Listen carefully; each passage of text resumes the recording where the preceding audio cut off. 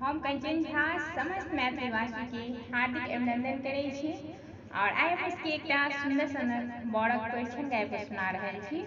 आशा अछि गीत अपने सबके नीक लागत तऽ लाइक करब, शेयर करब, जे कि गोटे सब्सक्राइब नहीं केने छी से सब्सक्राइब कऽ देब, संगे बेल आइकन के दबेनाइ नहीं बिसरब।